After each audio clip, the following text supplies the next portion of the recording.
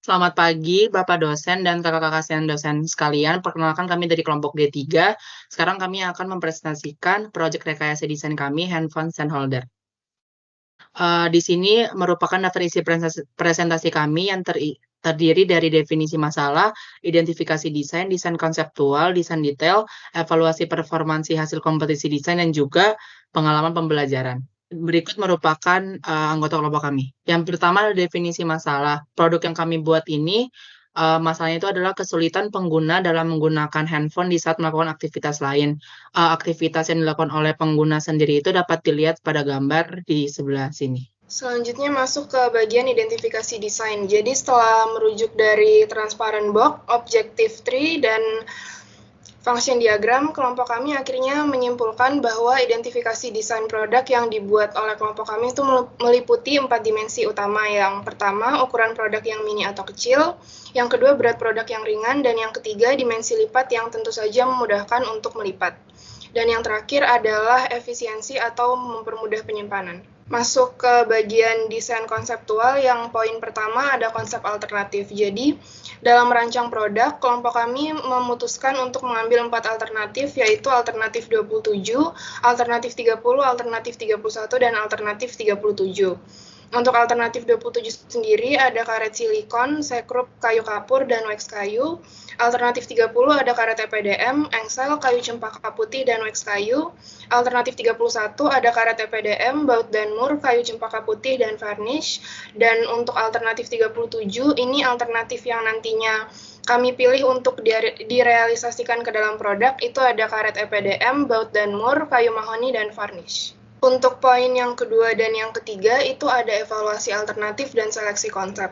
Jadi setelah berdiskusi, alternatif yang terpilih ialah alternatif 4 yang merujuk dari tabel alternatif itu nomor yang ke-37. Alasan kami memilih alternatif 37, yang pertama karena ditinjau berdasarkan kriteria atau tujuannya, itu alternatif ini memperoleh nilai utility yang paling tinggi yaitu 100. Yang kedua, itu pemilihan bahan.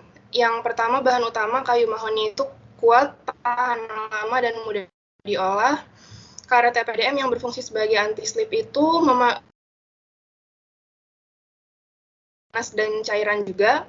Dan yang terakhir, baut dan mur yang berfungsi untuk menggabungkan part-part antar produk itu sifatnya mempermudah untuk mengatur sudut pandang HP dan memberi kekuatan pada produk. Berikut merupakan desain detail dari produk kami. Jadi yang di sebelah kiri itu merupakan produk asli setelah dirancang, sedangkan yang di sebelah kanan itu saat produk masih dirancang menggunakan software SolidWorks. Kemudian kita masuk ke fitur utama produk, di mana produk ini memiliki 2 fitur utama. Yang pertama itu desainnya menggunakan kayu mahoni yang memberikan ciri khas tersendiri. Yang kedua, produk ini memiliki bentuk yang sederhana dan dapat dilipat sehingga memudahkan pengguna untuk menggunakannya dan mudah dibawa kemana saja. Untuk cara kerja produk ini melibatkan fitur adjustable serta penggunaan material kayu yang kuat dan dapat menopang berbagai jenis ukuran handphone. Desain yang simpel membuat produk ini mudah untuk dibawa kemana saja. Berdasarkan kegiatan perancangan dan manufaktur yang telah kami lakukan, didapatkan hasil perancangan bahwa produk menggunakan software SolidWorks yang dibuat oleh Praktikan menunjukkan kesamaan sekitar 90% dengan produk asli. Perbedaannya terletak pada material yang digunakan, di mana produk asli menggunakan material plastik, sedangkan produk yang kami buat itu menggunakan material kayu mahoni. Selain itu, terdapat perbedaan yang cukup signifikan pada dimensi berat, di mana pada rancangan yang kami buat menggunakan SolidWorks itu menghasilkan berat sekitar 100,7 gram, sedangkan dari hasil manufaktur yang telah kami lakukan, produk yang dihasilkan itu mencapai 350 gram. Untuk langkah-langkah pembuatan produk, yang pertama itu mempersiapkan alat dan bahan. Kemudian yang kedua itu melakukan pengukuran terhadap produk yang akan dibuat. Yang ketiga masuk ke tahap pemotongan kayu menggunakan mesin gerinda. Yang keempat itu masuk ke tahap penghalusan menggunakan amplas. Dan yang terakhir itu masuk ke tahap finishing, di mana Tahap ini terdiri dari pelapisan varnis pada produk dan perakitan produk. Untuk produk akhir bisa dilihat pada slide PPT. Selanjutnya yaitu evaluasi performansi hasil kompetisi desain.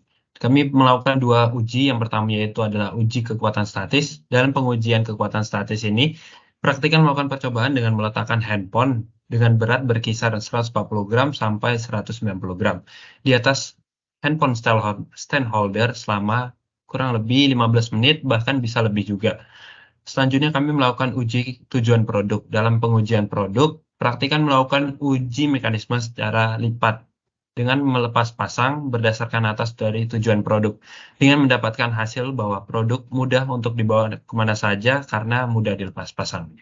Selanjutnya pengalaman pembelajaran yang kami dapatkan yaitu meningkatkan kemampuan konsep belajar dari rekayasa desain melalui kegiatan dari manufaktur, analisis, dan perhitungan terkait dengan perancangan produk. Selanjutnya yaitu membantu praktikan dalam menyelesaikan sebuah permasalahan dan meningkatkan kerjasama dalam kelompok dengan tugas yang dibagi-bagi secara adil untuk mencapai hasil yang memuaskan. Yang terakhir yaitu belajar untuk menganalisis hal-hal kecil pada suatu perancangan sehingga mengetahui hal-hal kecil tersebut dapat berdampak besar pada perancangan produk. Di sini kami memerlukan ketelitian dalam mengukur serta menghitung. Sekian dari kelompok kami, terima kasih.